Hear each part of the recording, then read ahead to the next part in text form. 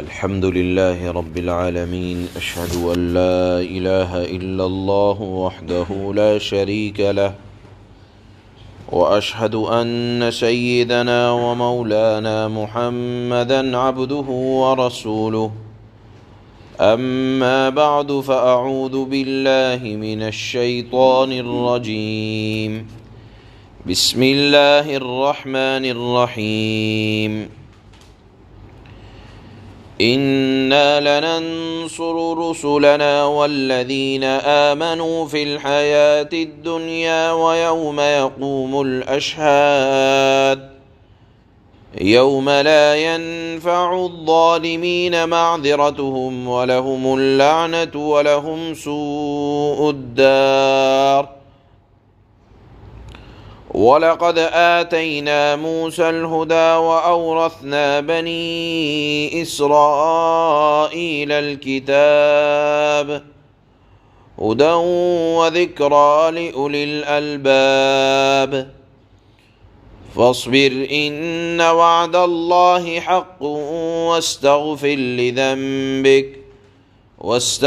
لذنبك وسبح بحمد ربك بالعشي والإبكار إن الذين يجادلون في آيات الله بغير سلطان أتاهم إن في صدورهم إلا كبر ما هم ببالغيه فاستعذ بالله إنه هو السميع البصير صدق الله مولانا العلي العظيم۔ اس سورت کے شروع میں یہ بتلایا گیا تھا کہ یہ سورت رسول اللہ صلی اللہ علیہ وسلم پر مکہ کے اس زمانے میں نازل ہوئی کہ جب حالات انتہائی سخت تھے مسلمانوں پر، اور گزشتہ 3 رکوع کے اندر اللہ نے حضرت موسیٰ علیہ السلام اور فرعون کے واقعات اس وجہ سے بیان فرمائے کہ جو حالات حضرت موسیٰ اور فرعون کے ساتھ پیش آئے، بالکل ایسے ہی سخت حالات اس وقت جناب رسول اللہ صلی اللہ علیہ وسلم، حضرات صحابہ اور مکہ کے درمیان حالات، اہل مکہ کے درمیان حالات اتنے ہی سخت تھے۔ چنانچہ فرعون کا جو واقعہ ابھی گزشتہ 3 رکوع کے اندر اور حضرت موسیٰ کا اللہ نے بیان فرمایا،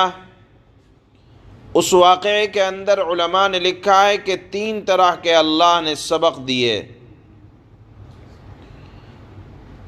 پہلا سبق یہ تھا کہ دیکھو، ظالم چاہے جتنا طاقتور ہو جائے، اس کی طاقت اللہ کی طاقت سے نہیں بڑھ سکتی۔ اللہ اپنے رسولوں کا بدلہ لینا جانتے ہیں، اور اللہ رب العزت والجلال نے بدلہ لیا، رسول کو کامیاب کیا، حضرت موسیٰ کامیاب ہوئے اور فرعون ناکام ہوا۔ اور اسی طرح دوسرا سبق یہ دیا کہ اہل اسلام، مسلمان پیغمبر کے ساتھی چاہے جتنا کمزور اور بے بس ہوں،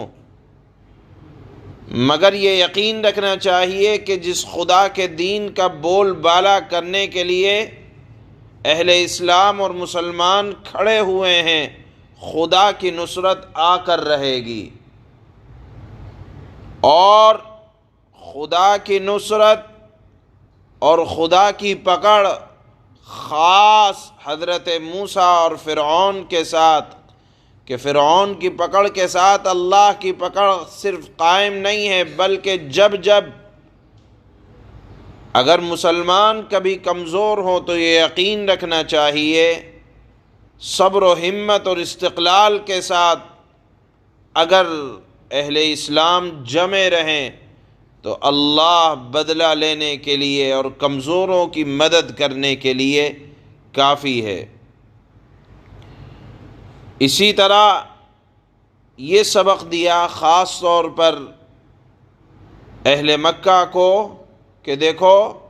نہ تو تمہاری عمریں اتنی جتنی فرعون کی عمر تھی، نہ تمہارے پاس مال دولت اتنا جتنا فرعون کے پاس تھا۔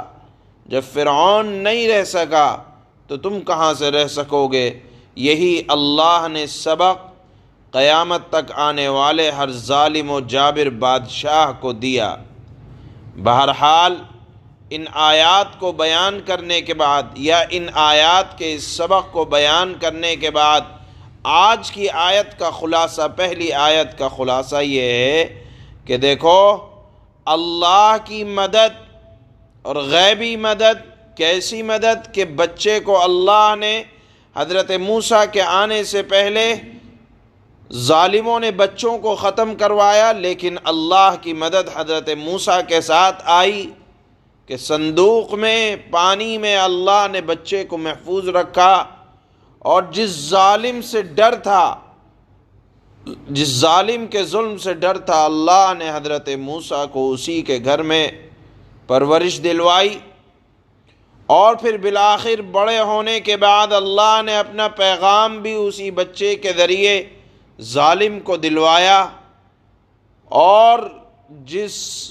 بچے سے ڈر تھا اللہ نے اس کو اسی کے گھر میں پرورش دلوانے کے بعد حق کا پیغامبر بنایا، اور پھر اس کے بعد اللہ نے اسی پیغمبر کے ذریعے سے اللہ نے بنی اسرائیلیوں کو نجات دلوائی اور فرعون کو ہلاک کروایا۔ یہ سارا نظام اللہ کی مدد، اللہ نے فرمایا کہ صرف حضرت موسیٰ کے ساتھ خاص نہیں ہے، یا دشمنوں کو اسلام کے مقابلے میں ہلاک کرنا صرف فرعون کے زمانے کے ساتھ خاص نہیں ہے، بلکہ اِنَّا لَنَنْصُرُ رُسُلَنَا، ہم اپنے پیغمبروں کی اور ایمان والوں کی دنیاوی زندگی میں بھی مدد کرتے ہیں۔ یعنی یہ مدد خاص وقت کے لیے نہ تھی، بلکہ اللہ کی مدد اہل ایمان کے ساتھ اس دنیا میں بھی رہتی ہے اور آخرت میں بھی رہے گی۔ اب یہاں کسی کو شبہ ہو سکتا ہے کہ اللہ نے فرمایا کہ ہم اپنے رسولوں کی ضرور مدد کریں گے، لیکن اس کے باوجود ہم دیکھتے ہیں کہ بہت سے پیغمبر شہید ہوئے۔ حضرت زکریا کو شہید کیا گیا، حضرت یحییٰ علیہ السلام کو بھی شہید کیا گیا، اسی طرح بعض دیگر انبیاء جس میں حضرت ابراہیم ہیں ان کو اپنا وطن چھوڑنا پڑا، اور خود جناب رسول اللہ صلی اللہ علیہ وسلم کو بھی مکہ مکرمہ چھوڑنا پڑا، اور جنگ احد میں خود حضرات صحابہ اکرام نے نقصان اٹھایا۔ پھر یہ کیا مطلب ہے کہ اللہ فرما رہے ہیں کہ ہم اہل ایمان کی اور خود اپنے رسولوں کی اس دنیا کی زندگی میں خوب مدد کرتے ہیں؟ تو علماء نے لکھا ہے کہ دیکھیے، مدد کرنا تو ایک یہ ہے جو بالکل واضح ہے کہ اللہ فتح عطا فرماتے ہیں، کامیابی عطا فرماتے ہیں اور دشمن کو ناکام کرتے ہیں، اور ایک کامیابی پیغمبروں کی یہ ہے کہ اللہ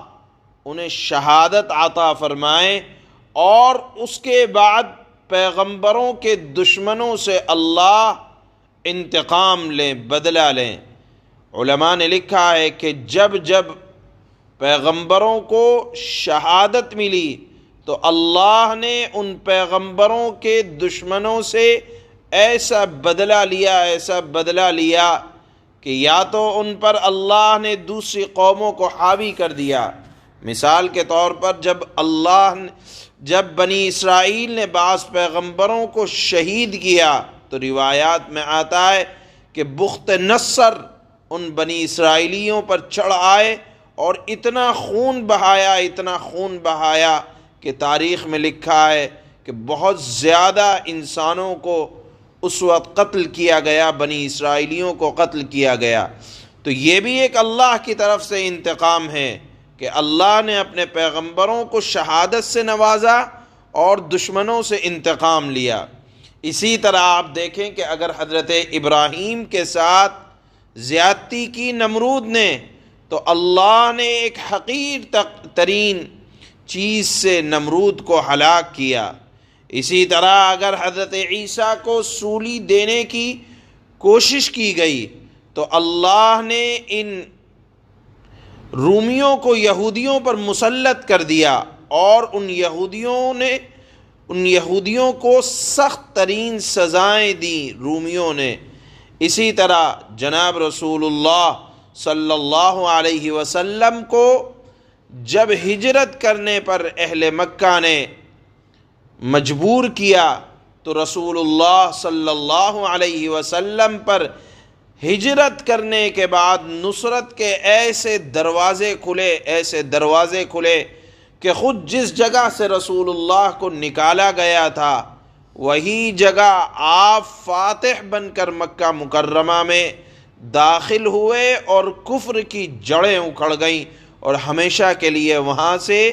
کفر ختم ہو گیا۔ بہرحال اللہ کا یہ فرمان کہ میں اپنے رسولوں کی ضرور بالضرور اور اہل ایمان کی ضرور بالضرور مدد کروں گا، اللہ کا یہ فرمانا بالکل درست ہے۔ یا تو اللہ حقیقی کامیابی عطا فرماتے ہیں یا پھر شہادت ملتی ہے، اور پھر اللہ اپنے نبی کے دشمن یا اہل ایمان کے دشمنوں سے اللہ زبردست انتقام لیا کرتے ہیں۔ بہرحال ان آیات میں اللہ نے اسی مدد کا وعدہ بھی فرمایا ہے، اور فرمایا ہے کہ اگر کبھی ظلم و زیادتی پیش آئے تو صبر اور استقامت کے ساتھ اہل ایمان کا شیوا یہ ہونا چاہیے کہ سچے پکے دل کے ساتھ ایمان کے تقاضوں پر عمل کرتے رہیں۔ اور پھر اللہ نے تو خود اپنے نبی سے فرمایا کہ وَاسْتَغْفِرْ لِذَنْبِكَ، اپنے گناہوں کی اے نبی آپ مغفرت چاہتے رہیں۔ تو نبی تو انبیاء تو معصوم ہوتے ہیں، وہ تو کوئی گناہ نہیں کرتے، پھر اللہ کیوں فرما رہے ہیں آج کی آیت میں؟ تو حضرت مولانا شبیر احمد عثمانی نے اس کا بھی جواب لکھا کہ نبی چونکہ ان سے کوئی گناہ نہیں ہوا، اللہ نے ان سے فرمایا کہ اے نبی آپ اپنے گناہوں کی مغفرت چاہتے رہیں۔ تو جو انبیاء معصوم ہیں اللہ ان سے استغفار کو چاہتے ہیں، تو جو امتی خطاب ہے امت کو آپ کے واسطے سے کہ جب اللہ نے پیغمبر سے فرمایا ہے استغفار کا حکم، تو ہم اور آپ جو امتی ہیں ان کے لیے تو لازمی ہے کہ استغفار کی کثرت رکھیں، اور ہر عبادت کے بعد بلکہ چلتے پھرتے استغفار کو اپنی زبان پر ہر وقت جاری رکھیں کہ جو اللہ اپنے محبوب پیغمبر سے جو کہ معصوم تھے، گناہ زندگی میں نہیں کیا، ان سے اللہ نے فرمایا کہ استغفار کرتے رہو۔ تو یہ آپ کے واسطے سے امتیوں کو حکم ہے کہ زندگی میں ہر وقت ایک حصہ بنا لیں کہ استغفار کے بغیر نہیں جئیں گے۔ گویا کہ آج کی آیات میں اللہ نے یہ ارشاد فرمایا کہ اگر کبھی تکلیفیں پہنچیں تو ان کو صبر و استقامت کے ساتھ اور استغفار کرتے ہوئے برداشت کرتے رہنا چاہیے، اور اللہ کی مدد اہل ایمان کے ساتھ اور رسولوں کے ساتھ ہمیشہ سے آیا کرتی ہے۔ اس مضمون کو اللہ نے ان آیات میں بیان فرمایا۔ اللہ نے فرمایا إِنَّا لَنَنصُرُ رُسُلَنَا وَالَّذِينَ آمَنُوا فِي الْحَيَاةِ الدُّنْيَا وَيَوْمَ يَقُومُ الْأَشْهَادُ يَوْمَ لَا يَنفَعُ الظَّالِمِينَ مَعْذِرَتُهُمْ وَلَهُمُ اللَّعْنَةُ وَلَهُمْ سُوءُ الدَّارِ۔ یقین رکھو کہ ہم اپنے پیغمبروں اور ایمان لانے والوں کی دنیاوی زندگی میں بھی مدد کرتے ہیں، اور اس دن بھی کریں گے جب گواہی دینے والے کھڑے ہوں گے، یعنی اولین اور آخرین سب کھڑے ہوں گے قیامت کے دن، اللہ اس دن بھی اپنے پیغمبروں کی اور اہل ایمان کی مدد کریں گے۔ وہ دن ایسا دن ہوگا کہ جس دن ظالموں کو ان کی معذرت کچھ بھی فائدہ نہ دے گی، اور ان کے حصے میں پھٹکار ہوگی، اور ان کے لیے رہائش کی بدترین جگہ ہوگی۔ وَلَقَدْ آتَيْنَا مُوسَى الْهُدَى وَأَوْرَثْنَا بَنِي إِسْرَائِيلَ الْكِتَابَ، اور ہم نے موسیٰ کو ہدایت عطا کی اور بنی اسرائیل کو اس کتاب کا وارث بنا دیا۔ هُدًى وَذِكْرَى لِأُولِي الْأَلْبَابِ، جو عقل والوں کے لیے سراپا ہدایت اور نصیحت تھی، یعنی جو کتاب حضرت موسیٰ پر اتری تھی۔ فاصبر ان وعد اللہ حق واستغفر لذنبك وسبح بحمد ربك بالعشی والابکار، لہذا اے پیغمبر صبر سے کام لو، اور آپ کے واسطے سے ہر امتی کو یہ حکم ہے کہ جب بھی دکھ اور تکلیف آئے تو صبر سے کام لیا جائے۔ یقین رکھو کہ اللہ کا وعدہ سچا ہے، اور اپنے قصور پر یعنی خطاؤں پر استغفار کرتے رہو۔ نبی تو معصوم ہیں، لیکن آپ کے واسطے سے یہ استغفار کا حکم ہر امتی کے لیے ہے، اور صبح و شام اپنے پروردگار کی تعریف کے ساتھ تسبیح کرتے رہو۔ ان الذين يجادلون في